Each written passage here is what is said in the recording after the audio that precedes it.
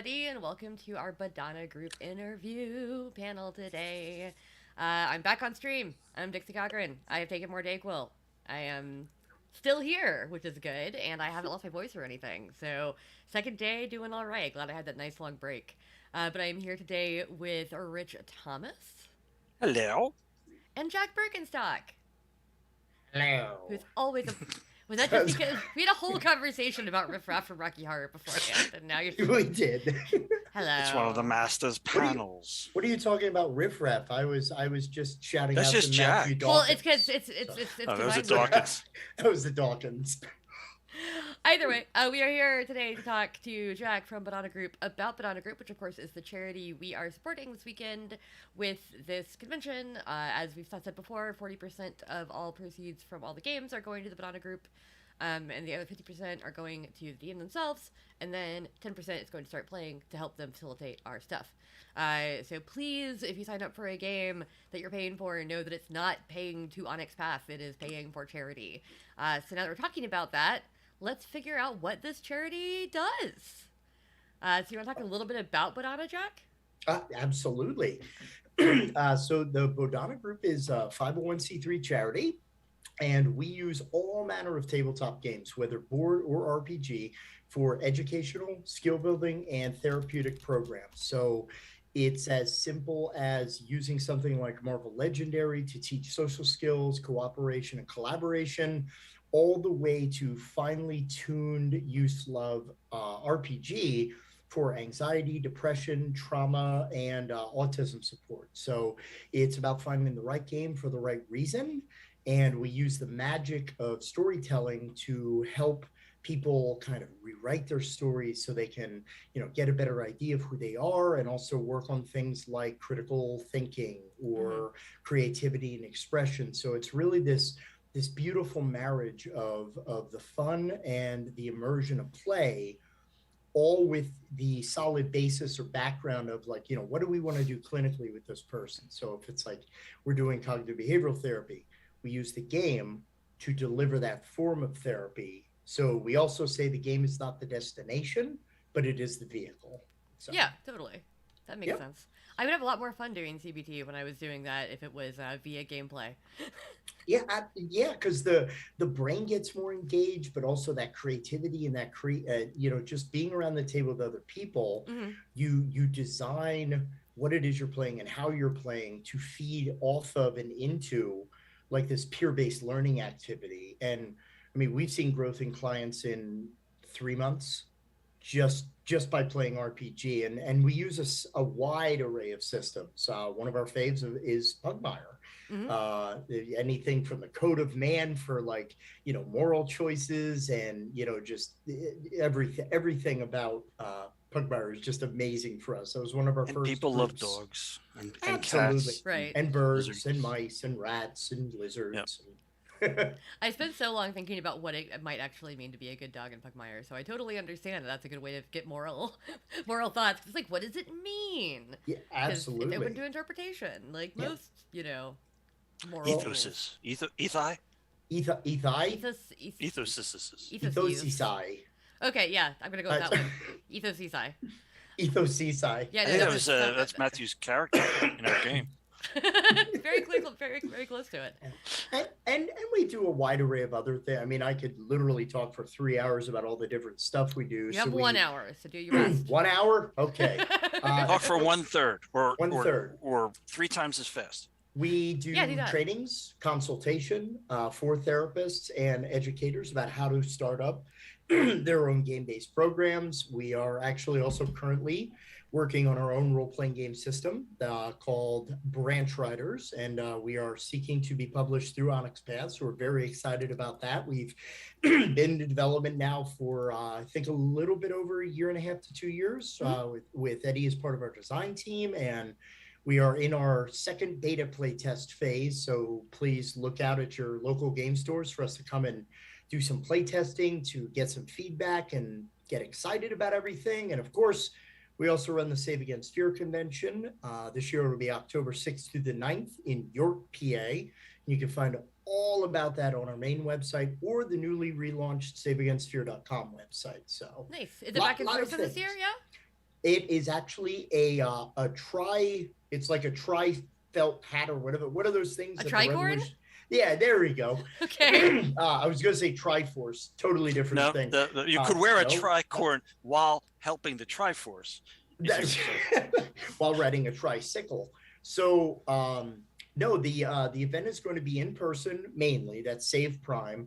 We're going to also be running virtually with Devin and Start Playing Games. Okay. So folks who can't join us in PA can still help us raise money and awareness through going to there. Additionally, we're going to still be running our satellite program, which is if you're a store somewhere in the US and you want to become a satellite member of the Bodhana Brigade, we put your link and your logo up on our website. You run a fundraiser the weekend of Save to help us raise money and awareness. That way, anyone can come and enjoy the fun at Save Against Fear and help us fund our mission.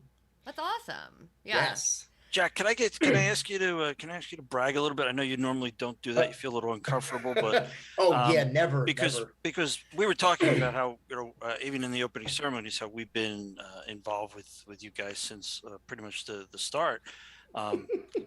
Save Against Fear Con #1. Yes. How has Bodhana grown into the mission? Lord. With all, I mean, because we've like I donated whatever I donated or sponsored whatever I sponsored that first one. I cannot remember 10 years ago. I remember exactly. The first year it was amazing. We had actually I always credit you with kind of changing some of. I know you always go, nah, don't make a fuss. What are you doing? Yeah, we Rich and I had some conversations about Save, and I knew like, wow, Rich was more local to us than I thought. So Rich surprised me by being able to come out to Save Against Fear to join us for our first ever event that was at 6 Feet Under Games in New Holland. We had like 35 people the whole weekend. It was just all the store regulars who knew us. It was packed the whole weekend. It was overnight. It was gaming 24/7. Except 3. Yeah, we didn't do that again. That was too much. But it was first of all, the first in-person meeting with Rich was awesome.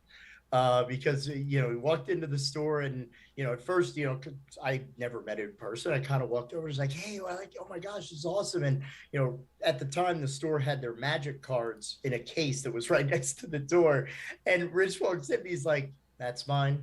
That's mine. And I was like, oh, you play? I don't magic. So Rich was like, no, I drew those cards. And I was just like, oh, okay. That's exactly right, folks. I pushed my way through the crowd, knocked Jack over, got over to the magic things, and just went, which ones are mine? But the most important part of that conversations we had that weekend was Rich shared stories of people through, the White Wolf years as well as the Onyx years about all of these folks who had written in about how playing in the World of Darkness setting and battling the monsters in the game helped them with strength and courage to overcome their own trauma and their own, abusive situations in the past. And at that point, we just did Save Against Fear because we were all gamers. At the time when Bodhana was founded, we were a company that was all about training and consultation, specifically to work with victims of and people who perpetrate sexual abuse for their rehabilitation. So we were strictly focused on that, but hashtag nonprofit life, we needed money. So we ran a fundraiser. We were gamers. So we ran a con without ever being attendees at a gaming convention. But through this conversation that we had with Rich, we started to analyze our own gaming.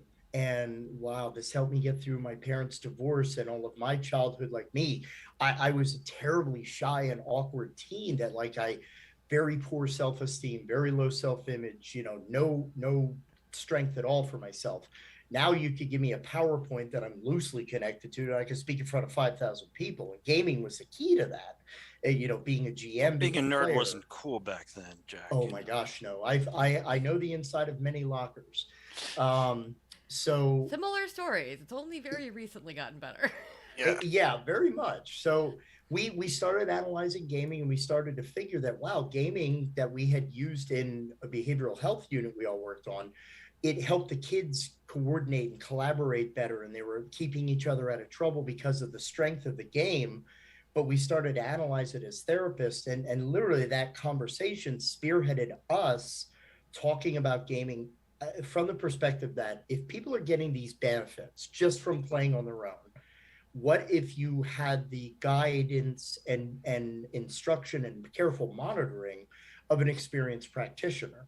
So now we can shape the story to go into the goals that we need. We can help them create characters that are more meaningful for their sense of play. We can create challenges that are allowing us to replicate or simulate opportunities to work through different therapeutic modalities, because that's the key. Like, RPG therapy is not its own thing.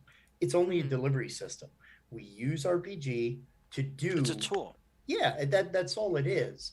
But it requires a lot of monitoring and oversight. So yeah, so as far as us going and advancing, like really Save Against Fear was our biggest thing ever, because we went from 35 people to 50 some people to 75 to 100 to 150 to 200 to 400.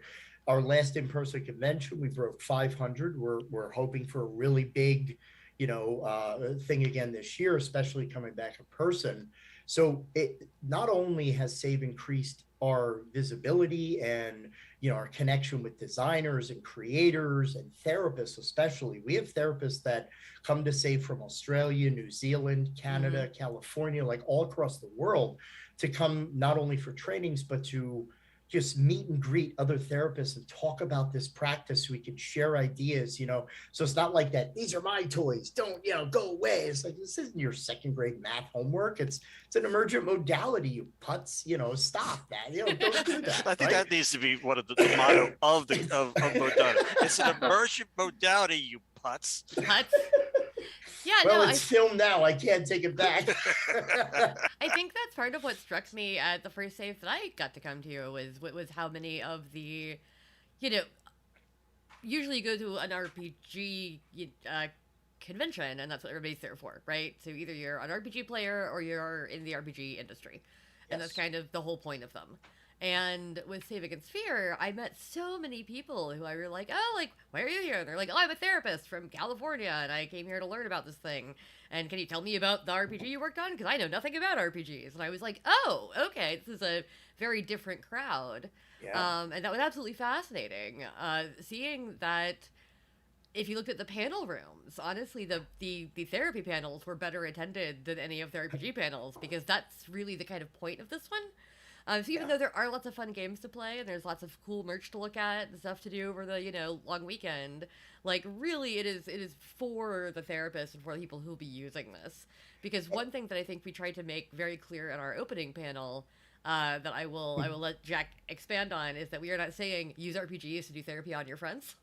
We are saying these are trained professionals. No, use it as a tool. So yeah. Yeah, I mean, because a lot of people also, ask the question that, well, this is something, licensed practitioner. Well, okay. Truth be told, I am not a licensed therapist. I'm a master's level clinician. Mm-hmm. I have 25 years in the human services field, just in case folks are, well, who's this guy?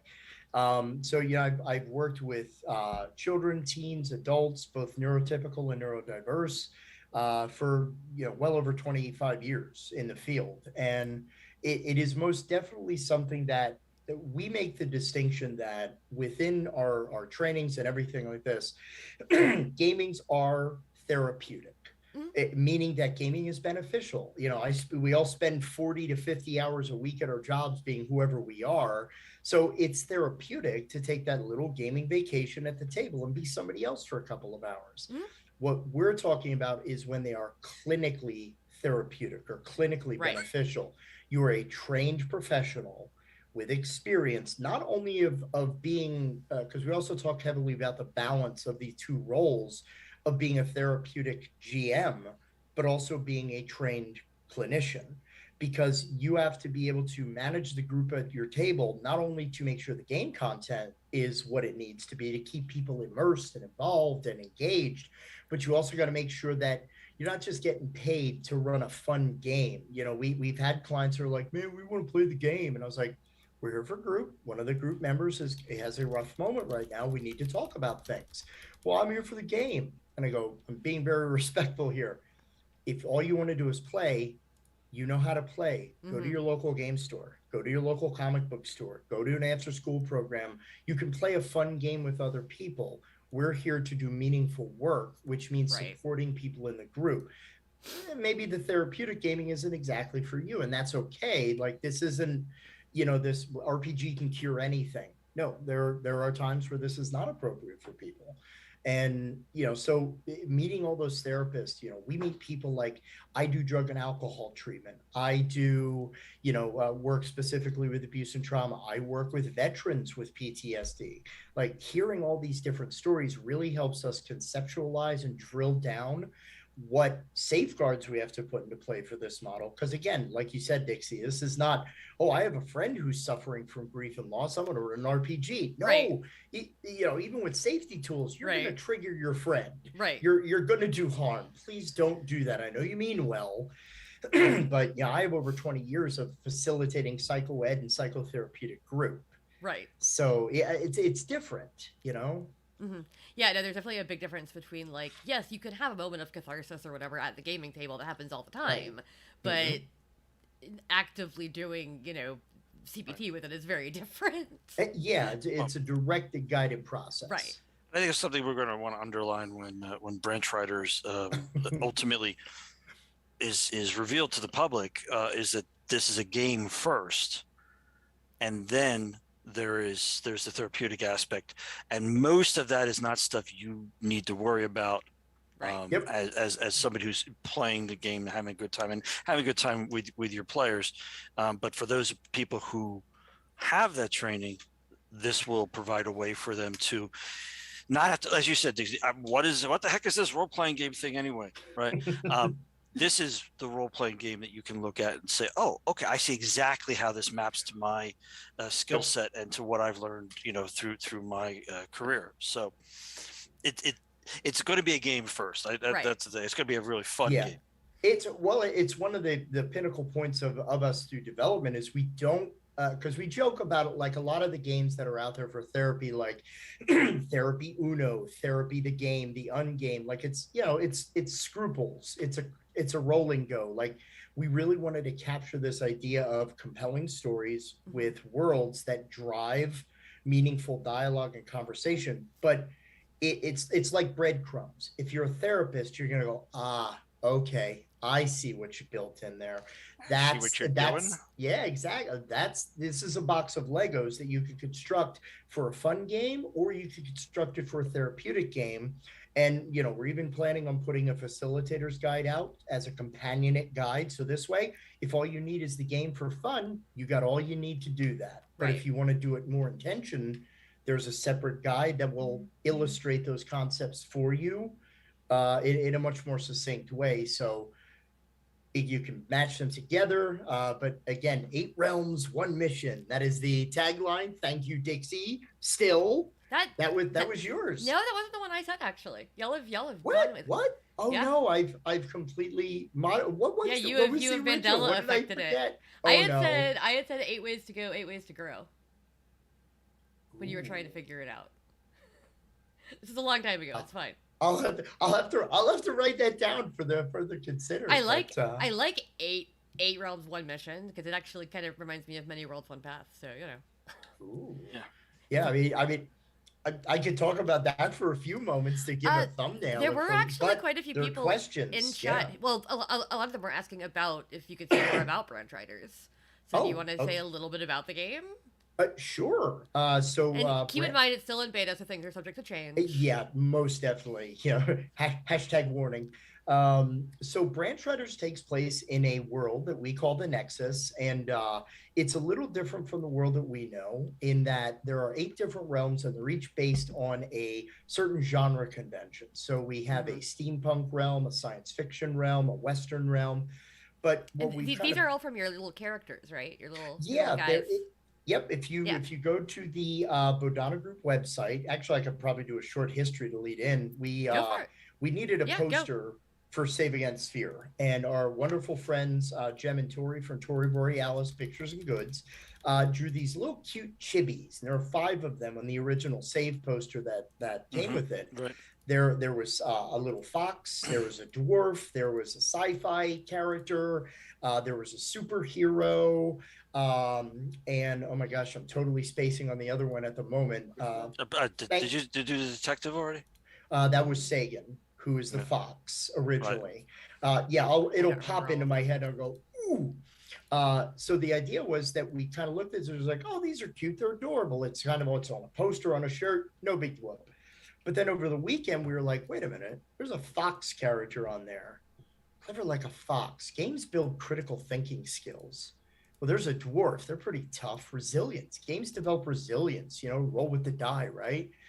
Superhero. Well, big smile, big presence. That's kind of like social skills, right? Big talk, dramatic. And we went, wait a minute. What if we tied these characters to different skills for gaming so parents could more easily, and children could more easily kind of connect them? And then eventually we added Meta, who is for empathy, and we added Hawk, who is for dexterity, because again, we do board games as well as RPG.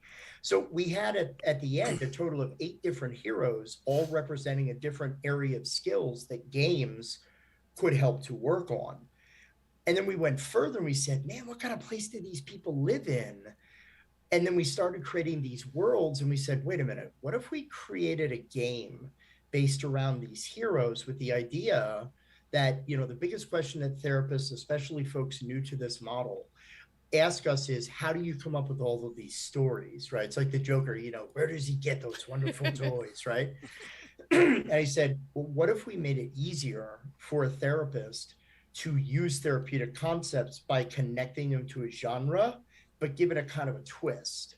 So, for example, we have Alice, that's the 5th one I forgot, who is all about creativity and expression. So Alice lives in the border, or she's from the Borderlands, which is an Old West realm, but it's all about creativity and expression. So now the Old West has been transformed into this blank canvas of the frontier that has inspired kind of a creativity madness from the inhabitants. So they are forced to create, and those creations take on life. So your nightmares may become reality, or you may be driven to create, but maybe you're not inspired. So we kind of tweak the genre. So now instead of a gunslinger, you have a brush slinger. So you're talking about the challenges of creativity. Exactly. So then through this, the whole enemy of the game is the blight. And the blight is this force that can be anything from anxiety to depression to hubris and pride. And the idea is that you can't just go and kick the crap. Oh, we have momentarily the blight got Jack. The blight got Jack. What is the? Oh no! What's the actual? Oh, okay. What happened? Okay, What? you're back now. Okay. You're back You now. froze for a second, Jack. Oh no! I'm sorry. No, You said you're saying you just can't go and kick the crap, and you were going to say of the blight. and then the just blight got froze. you. We were all Jesus. very Blight got you. concerned. Yeah. So you have to go and figure out what the emergency is that is triggering this blight appearance, because the blight threatens to take over all the realms. So as a branch rider, you need to go into these different realms and stop these incursions to protect the realms from breaking down and melting into each other, and the blight just takes over everything.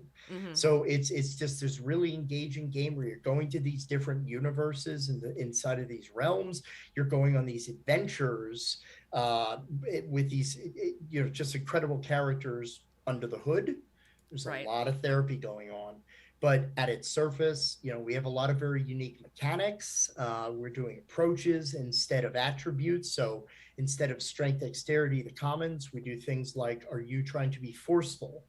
That can be assertive or aggressive. It's just you're being forceful. Maybe it's with your argument. We're doing very cool skill breakdowns. We have unique gifts that are kind of like powers you have, but all of that increases the exposure, which is the level of blight. And, it's just a race against time to prevent the blight from breaking through the curtain that separates the realms. Hence, 8 realms, 1 mission. I love that. But Thank you. And Nicely done. I need to shave it down a little bit more. It's pretty good. It's more That of a was freight nice. elevator pitch. Yeah. As an elevator gets stuck between floors for just a little bit. Yeah. Awkward silence. Jack's just holding the like closed door button. Like, no, I gotta keep talking here. No, that's delightful sounding. Is it aimed toward any particular age group, or is it kind of an everybody game like Pugmire? Anybody can access it. I mean, because the one thing we wanted to avoid in the construction is, people think about therapeutic games, and usually it's like people think of like a Smurf Village kind of thing where everybody's just like hugging and holding hands and singing Kumbaya. But we're like, well, no, we have Mr. Meeple, the superhero realm, which is the social skills realm. The entire thing is ruled by Cakebook, which is this social media app for superheroes and supervillains, where it's all about getting the most likes and following the right cause. But let's ask questions like, so does everybody in your world have superpowers, or is it just the privileged? Mm-hmm. Is it just only people who were from the bloodline of other superheroes? So you can talk about classism, you can talk about racism and exclusion. You can bake these elements in just from the way that the realms are constructed. Yeah. And we wanted to give that opportunity, like, there's a lot of darkness here that can be explored if you want to go that deep. So you could play at a surface level, a moderate level, or you can really drill down if you want that type of content. So we are expecting a very wide array of people are going to be really into the ways that you can modify this game. It actually makes a lot of sense having Eddie on the team, since he's kind of the master of that with things like Pugmire. Because you can tell a very dark, very adult story with Pugmire about loss and desperation, and you can tell a cutesy fun story about Puppy saving the day. And they're both valid. And I love that this game has so many layers, because it's like, I can play it with my friends and they won't ever know it's a therapy game. And that's fine. That's great. But, other clinicians can use it as a therapy game, and that's great. And then some people will get like shades of it. You can do all kinds of things with it. I love versatile games. Is what I'm saying. Versatile is good. You can have parents teaching, bringing their kids in to play role playing games together, teaching them how to do role playing games. I think one of the things always to remember, on a story level, is how really weird and dark a lot of the original fairy tales were. Yeah. Oh yeah. Oh my gosh. And how important that was as a child to hear that stuff, even if it was scary. Like, I have nightmares about that, but you need to be able to have a way to process the scary stuff that's in the world. Right. And hiding that and pretending that everything is, what's the internet term now? Toxic positivity or whatever. Yeah. Is not really as helpful as you might think. Hiding the scary stuff doesn't make it go away. It just means that maybe you're a little less prepared for it when it actually winds up in your life. Yeah, if you try to cushion the universe, the person's not going to be prepared for the hit when they fall for the first time. You can't predict. The world is at times a scary place. That's just a reality. So having the option to yes, you can get scary, you can get what we would call darker. I mean, we're not talking grim dark here, right? But you can get more serious about stuff in this if that's what is going on at your table. Yeah, I mean, we're also planning a very unique. We're still beta testing this one, so again, very subject to change. But we're planning at this point to use a card-based damage mechanic. Nice. So we have cards with conditions on them. And when you get, say, a condition of afraid, it modifies your die code. So it's tougher to do something against what has made you afraid. But you can be more afraided, I guess. So now you're terrified, which means you cannot act against the thing that has terrified you. And if you get more than 6 conditions, you are temporarily incapacitated until your friends help you. But also, if you get terrified again, you're already terrified. You are now too terrified to act. Period. Terrified beyond the capacity for rational thought. Thanks, Egon. I mean, that just sounds like the trauma responses, like fight, or freeze. Right. And so your friends also can look across the table and go, okay, we're going into a battle situation.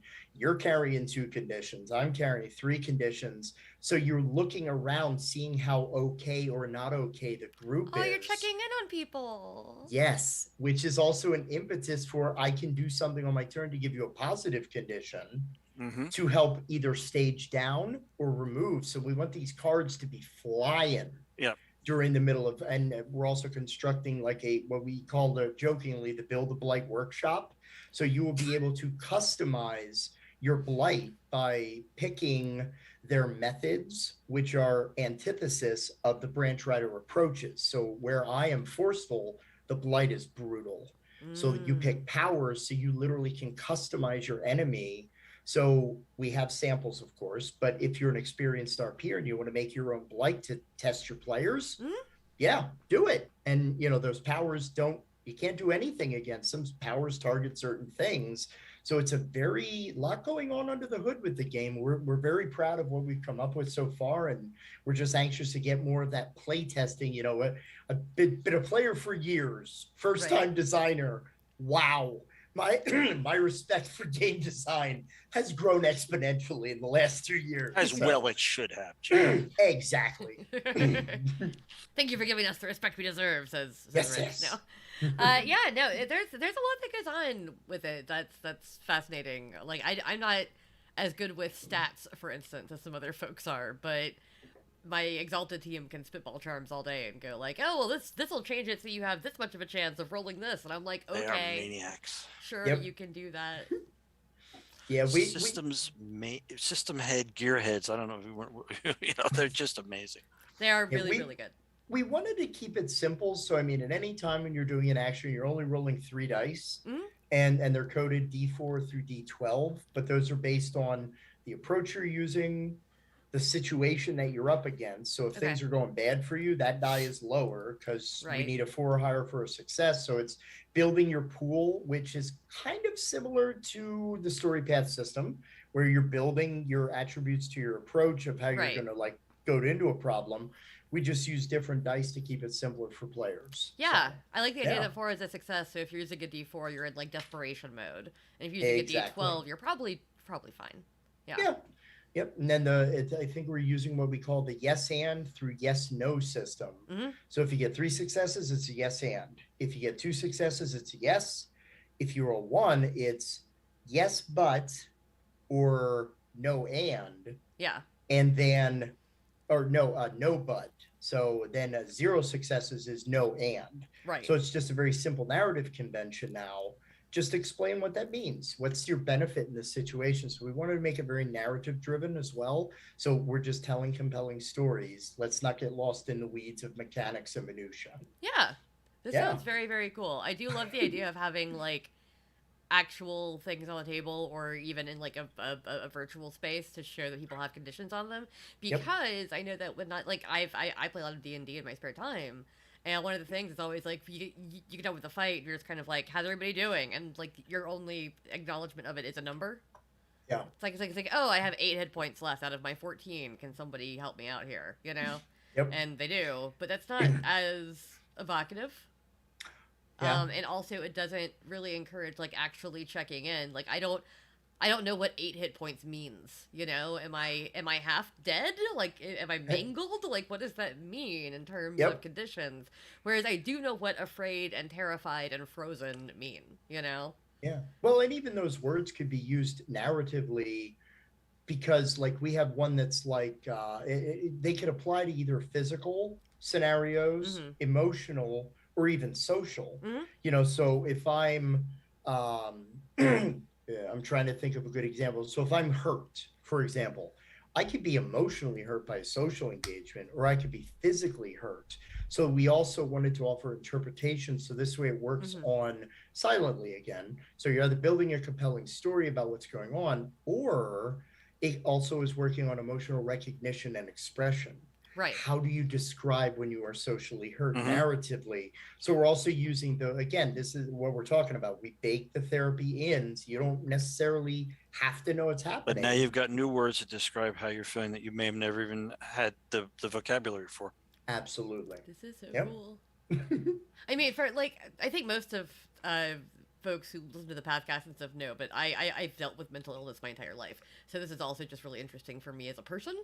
I was an adult diagnosed ADHD person with the comorbid anxiety and depression that I've had my whole life. And so I have been through therapy. I'm in therapy. I'm on medication, and hearing stuff like this is really cool because I have been a lifelong gamer, and both video games and tabletop games, and all of them have helped me kind of escape and feel better. And like if I'm having a bad mental health day, that's usually the best thing I can do for myself is go play a game, whether it's with friends or my little Animal Crossing village. But like the whole point is just that actually using this as a tool is very, very cool to me, and having a world built purposefully to use it as a tool is incredibly cool. Honestly, it's the kind of thing that I'm like, man, I wish I could go back and be 15 and depressed again, and like have this, because now I'm 37. Absolutely. I'm not sure anything's worth that. This is a pretty great game, but I don't want to go back to being 15 and depressed again. Please don't. Well, I mean, but then maybe it would help, is what I'm saying. I know. Could I at least be 30 again? Can I just do 30? I'm after college. I'm okay. One of my friends did just say that no birthdays during COVID counted at least, so I'm going to go back to being 34. Ooh, so I'm not 50 this summer. No. Awesome. You can mentally put that in any picture you want to, but nothing's stopping my slide. Oh. Hello, Raiders. Oh, fantastic. Oh. Do we have any questions or anything that? I was just going to ask the same thing. So we have I about. beat you to it, buddy. Well, we still got about 20 minutes. So if anybody has any questions for Jack or Rich, put them in the comments. Past that, we can keep chatting. Yeah. Did you have anything else about the Bodhana group that you wanted to mention while we're on air?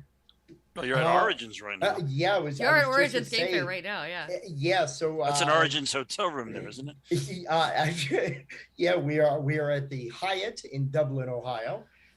We've had an incredible weekend at Origins. Met so many cool designers.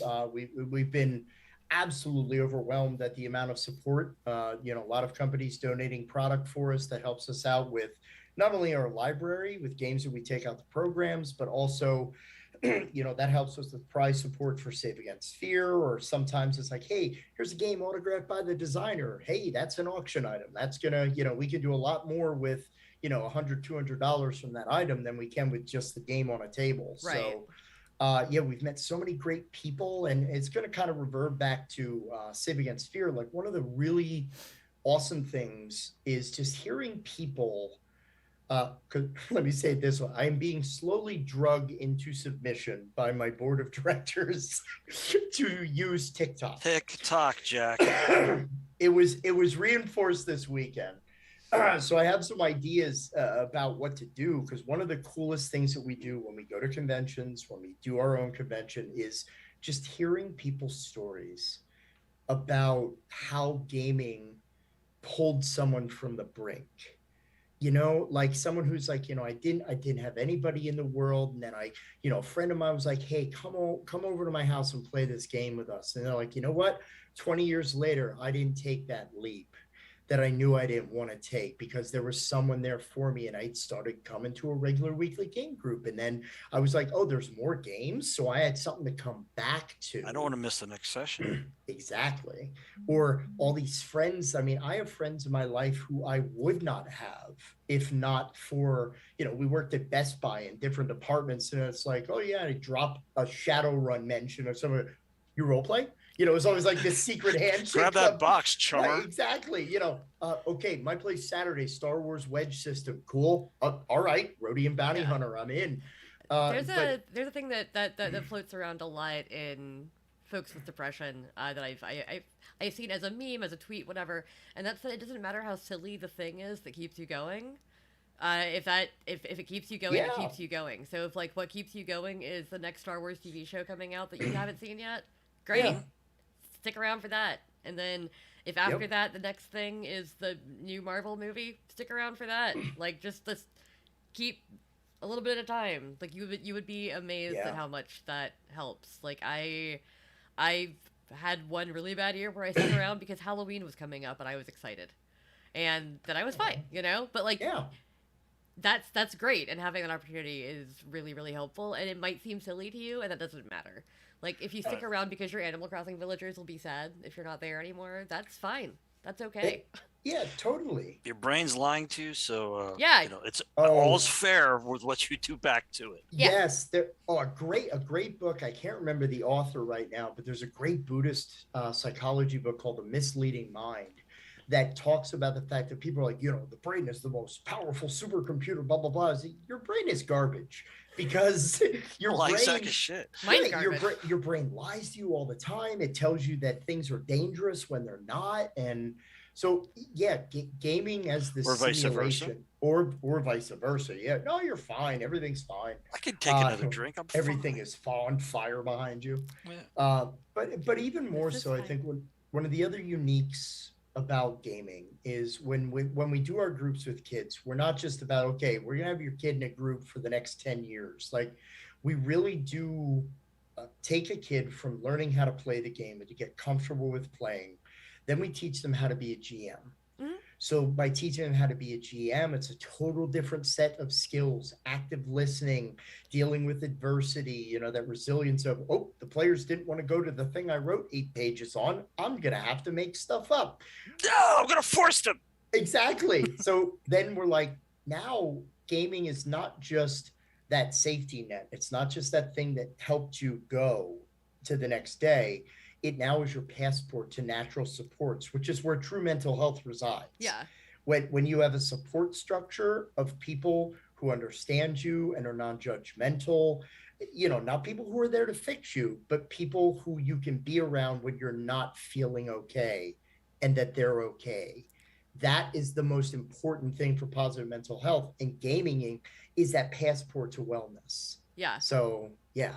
I can definitely agree with the being able gaming has helped me with the whole things changing on the fly, because one thing that people with ADHD deal with is we hate having our things disrupted. If we have a schedule, we're like, that's my schedule. You can't change my schedule. Now I'm actively angry because you changed my schedule, even if it's not a big deal. Even if it's not a big deal, there's something in your brain. It's like everything changed and I'm mad now.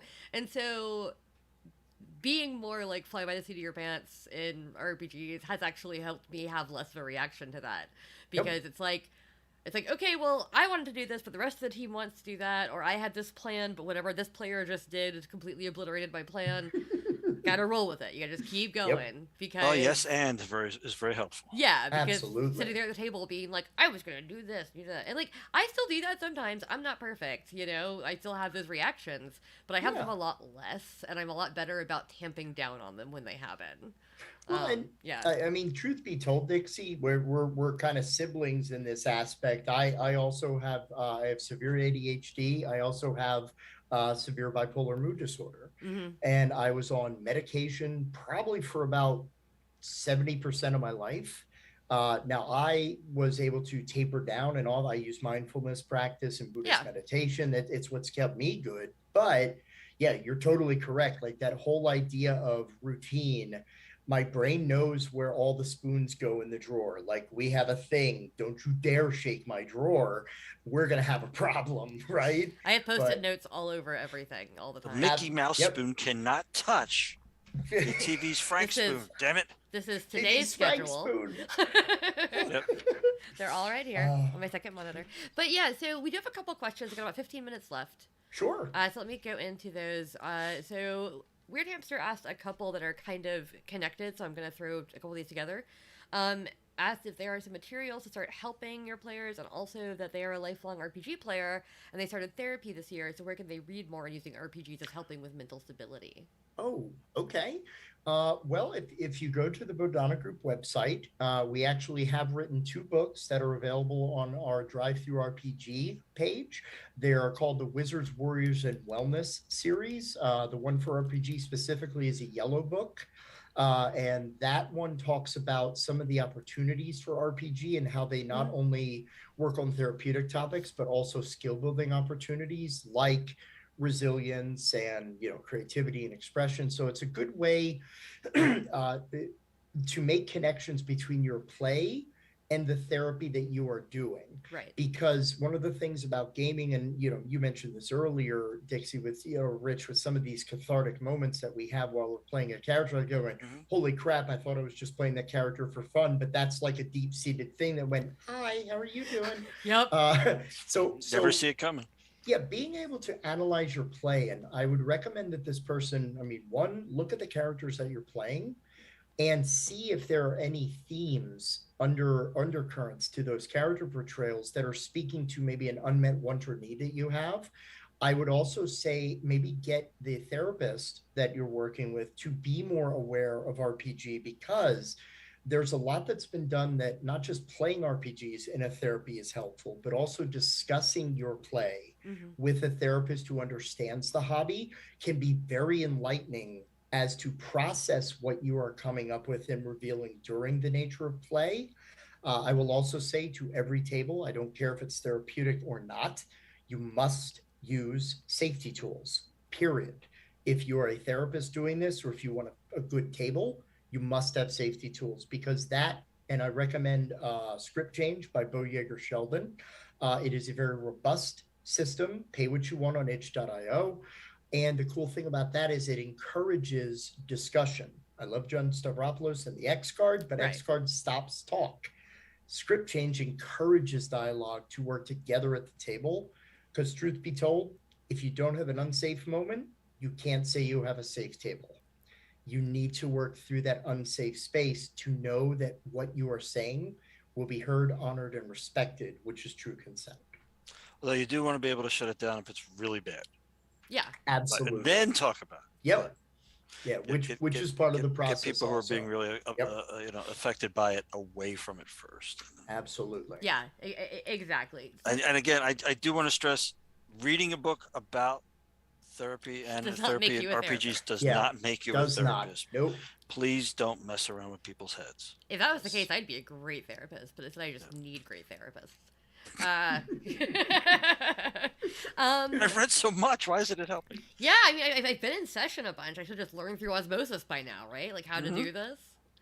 Yeah, so Big Chainsaw Energy, which is a great name, by the way, has asked if people are interested in fundraising or donating their time to the cause. What's the best way to reach out? I'm assuming through the website. Yeah, we do take donation, either game materials or, of course, here's the obvious answer to a question. Best way to support a nonprofit is cash. Money, we are able to utilize those resources to preferably unmarked bills. Big suitcases left under a bridge, nothing suspicious. But we do have a Tiltify portal. We also operate through Give Butter. So those are two places you can find through our website. Butter. Did you say Give Butter? Give Butter. I've never heard of Give Butter. Yeah, I was like, Give Better, and they'll give butter. Oh. Like, what does Barbara Streisand run this? Those donations are like butter. But also, if you want to volunteer your time, we do have a volunteer application on the SaveAgainstFear.com website. Or, like I mentioned earlier, if you are close to a local store, get them involved in the Bodhana Brigade. It costs the store nothing. We run monthly events at stores, hopefully across the country, that talk about gaming as benefit. But we really want to just pull the community together so more people can know about the benefits of gaming. And then also, of course, these stores then can run fundraiser events for us. Some do it all year round. We had a store that just donated $1,000 to us because they ran a Star Wars event over May the 4th. And so we love the support of the community. And again, it gets people talking and realizing the beauty of this hobby. So that's the best way that you can support us. Awesome. And of course, of course, there is the convention. Save Against Fear. So if you want to get your local game stores involved in that. Yep, they can be satellite locations. We will pop you up on the website as a satellite. Your logo remains on the website for an entire year until the next save. We also thank all donors and sponsors. So if you are a game designer or a game company, we also accept donations. We are a 501c3. So yeah, right now tickets are available for save. We are slowly getting content up because it's 4 months away. But tickets right now are on a pre-reg price of $40. They are $60 at the door. So if you want to go ahead and reserve your spot, we are going to have Eddie Webb, Rich Thomas will be there this year, Doug Lewandowski from Kids on Bikes fame. Doug was great last time. Oh, Doug is so, a hoot. Oh my gosh. Bear Winters, of course, also longtime fan of us. Calvin Johns from Anthropos Games. very pleased to have one of our special first ever board game celebs.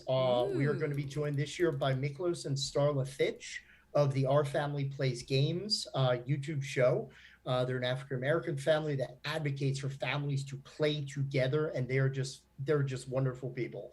Bo Yeager Sheldon, designer of the script change mechanic, will be a special guest, as well as cool. Jay Dragon, the designer of Wander Home, and Yezeba's Bed and Breakfast. Yay! I love that game. Oh my gosh, I love Is Jay actually a dragon? I would say yes, because Jay is very magical. Okay. Now that said, I mean, I might just show up because I had fun last time. So. You know where to go. Yeah, absolutely. Yeah, it'll be at the Heritage Hills Resort, so it's also a great family destination. They have a ton of other activities. So, you know, what is the old, like the gamer widow is the old like myth they talk about, but no, there's something for the whole family to do. We'll have our library of about 3,000 board games available for open play. We use a concierge service. So we will help you set up your game, take you through the first couple of paces, and we check up on you just to see how you're doing as you're playing. Totally. So, yeah, a lot of great stuff. I had a great time last time we were there. It was a really fun con. So cool. I know people have heard a lot of us talk about Midwinter as a chill con, but Save is also a very chill con in that if you want to go to a con where like there's no pressure to be like on for 3 days straight, like you can chill and play a game and like join a pickup game, whatever. This is the con for you. Yeah, very very open. Yeah. It's fun but chill. And Tom asked there be a digital branch of Save, which we could just cover again real quick. Oh yeah, absolutely. We will be running virtual sessions on startplayinggames.com. So that site should be up, and we're going to have links on the saveagainstfear.com website. But yeah, there is a virtual component as well as the in-person save. And like I had mentioned, you can contact your local game store to reach out to us, and we'll help get them set up as a member of the Bodhana Brigade. And yeah, multiple ways that you can attend, support. Of course, also spreading the word is tremendously important for nonprofits. We don't have the advertising budget that most businesses do. So word of mouth about what we do, combine it with your own story of gaming just to, prompt more people to us. On TikTok. You could go on TikTok. On TikTok. Because Jack's not going on. I tell yes. That's funny. TikTok, it's not even me pushing him. I just came in midway through the conversation about getting him on TikTok. He's like, yeah, that's a thing. And I was like, I have to learn another social media app. Oh, jeez. I mean, tough for you. I do watch TikTok. Like, talk about dopamine. Like, dopamine.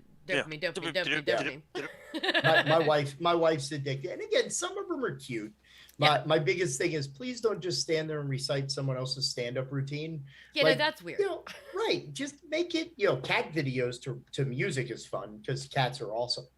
It's true. Cats are awesome. They are. I've got 3. They're around here somewhere. But yeah, so that's great. And it sounds like a lot of people who are really excited. And of course, there are volunteer opportunities, I do believe. And if you're doing the Bodhana Brigade stuff, that's obviously something that if anybody wants to set up in their town. I mean, Tom, you're crying in European, but you could be the first German Bodhana Brigade store. I am a Berkenstock. I would highly appreciate it. Vielen Dank. I don't know what that accent was. Many thanks. Yeah, no, I speak German. I don't know what that accent was. Oh my gosh, I'm a horrible German person. It throw me too many straight lines, Jack. Come on. Groß Dank, right? Danke. Danke. Oh, I forget the E. Are you talking high school German? Are you talking via Pennsylvania Deutsch? There might be a little Dutch in there. Kannst du mitfangen? Ja, du wünschst du hocken bleiben. You got a little Grazie, are you? Oh yeah, little Grazie. I'm too shush. We're going off the rails at the end here. We are. Well, have you ever heard that phrase that kannst du mitfangen? I don't think so. Can you catch flies with your tongue? And the response is ja, du wünschst du hocken bleiben, which is only if they stand still. So that gets you really far in Lancaster, Pennsylvania, I got to tell you. It gets you a free shoe fly pie. Oh, yeah. I do. Yeah. Well, my boyfriend specifically loves shoe fly pie, which is part of why we want to go Save Against Fear. because we always want to go drive through so that he can get his Hit the pies gym. and I can get the cheese. I'm like, give me all your cheese. Give it to me. Do we have any other questions, Dixie? Or? Not really. 'Cause I have a question for Jack. I have linked. I was going to say, see, please prevent me from speaking any more broken German or PA Dutch. Jack, I know that over the years you've got some commentary on the name of the group. Why is it the Bodhana group? What are you trying to pull with this? Trying to pull, Jack. So Bodhana was born of the fact that when we originally founded Bodhana, we were basing a lot of our clinical approach to persons with sexually problematic behaviors around concepts from Buddhist psychology and DBT practice, specifically the use of things like the Four Noble Truths and the Eightfold Path to help people construct a better and a new life for themselves. So, when we talk about things like reducing attachment, addiction to harm others, that's a form of attachment. So when we talk about right thought, right speech, right action, right intention, we were trying to build a program around this idea of using Buddhist thought to promote change. So we chose Bodhana because the word Bodhana is a Sanskrit term that means leading to an awakening or an understanding. So while that was the original intent, we decided to keep the name Bodhana as we transferred over to the gaming portion of what we do, because we also very much believe that with gaming as a therapeutic or directed approach, it is very much about covert learning. It is not a thing where we stop every 5 minutes and it's like, you've just slaughtered 50 orcs. How does that make you feel? Right? It's like, smoke this cigar. Was that Freud? Yes, played D&D? That was his Freud. Freud's totally a Pathfinder guy. So. Oh, okay. Yeah, totally. So. Oh, great. Yeah. Now Paizo's and Jung is D&D. I mean. That's where they split, man. That was the break. Yeah. But yeah, the idea of it being covert, we want people to play games and be immersed in games that lead to these very organic and natural awakenings and understandings. Like when kids play the game and they literally sit back and like, go, wait a minute, I know what you're doing. And I was like, do you? And they'll tell me about it. And they tell me, because we know about the brain, that the brain doesn't work when I tell you you're learning something. The brain works when you go, wait a minute, and you connect like that little Lego piece of information to the construct of your brain and go, this makes sense to me now. So we again, because a lot of folks say, well, are you religious as an organization? No. And again, I'm Buddhist by path, but I also have a lot of experience and training using DBT interventions, utilizing Buddhist psychology as an approach. So we kept the name as a way to signify that covert learning as a piece. So that's cool. Yeah. Excellent question, Rich. Not one a lot of folks asked, but not one we rehearsed either. Yeah, honestly, I was like, hey. It sounded you nailed that question so well. But yeah. It's just an important thing for you. I knew it, and I wanted to get it out there. Thank you. Well, awesome. So let's get this wrapped up. We're about at time. Are you wrapping it up? Is that what yeah, I'm wrapping up. We're usually doing some sort of Karate Kid thing. Rich, people want to talk to you any further. Where can they find you? Rich at theonyxpath.com. Okay. The email address of choice. And also every Monday, the Monday Meeting Notes blog goes up that I write. And in the comments section, you are more than welcome to ask any questions, even if they don't have anything to do with the blog that week. And many people do, actually. Yeah. And I will get to your thing sometimes within the same evening and sometimes 4 days later. And of course, all of our socials are also under our pictures right now. So, Jack, you want to talk to you? Where can they find you, follow you, do Bodhana Group stuff? All right. So mainly you can reach out to us via email at thebodhanagroup@gmail.com. You can visit us at the Bodhana Group. I'm sorry, www.thebodhanagroup.org. You can also, of course, check out for your save news, just saveagainstfear.com. You can follow me at Bodhana Jack, or follow at the Bodhana Group on Twitter. We have a Twitch and YouTube page that you can find by looking for us, which has tons of footage from previous cons, including a lot of the folks from the Onyx Path when we did some recordings of a lot of our panels. Dixie moderated multiple panels for us at our virtual I like save moderating cons. things. So absolutely, That's why you're I'm good at moderating it. this. Yes. Moderation in all things. We should change the word moderator so it doesn't sound as though you are just moderate.